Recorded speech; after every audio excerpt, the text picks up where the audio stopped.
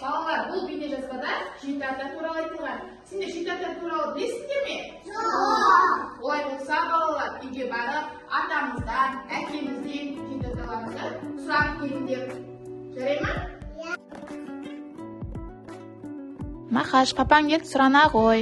Апа, үйге жетуге болады ма? Болады, жеті атаңды жаттап келуді ұмытпа, жарай ма?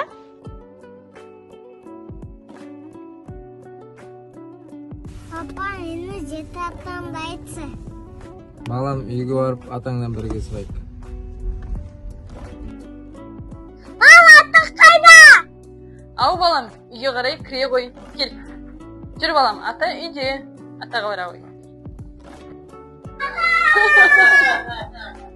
Ата, мені жеті ата айтшы. Асықпа, қазір саған айтып берем жеті атаны. Иә?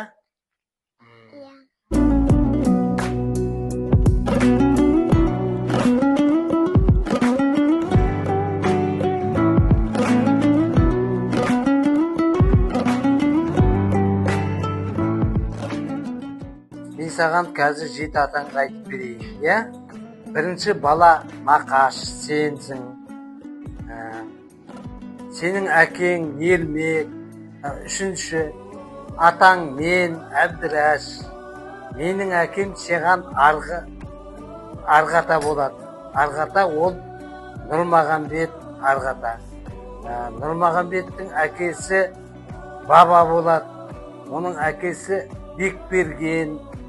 Бекбергеннен кейін Байдалы дейтін. Түп ата дейтін оны. Сосын ең соңғы тек ата, айғыр дейтін кісі тек атаң болады сен. Сонда ол жеті ата. Түсіндің бе енді?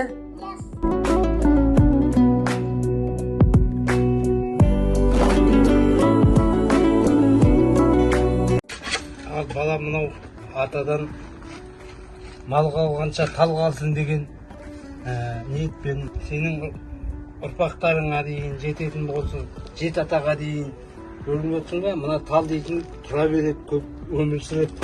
Қолыңды жай, осы бата берейін.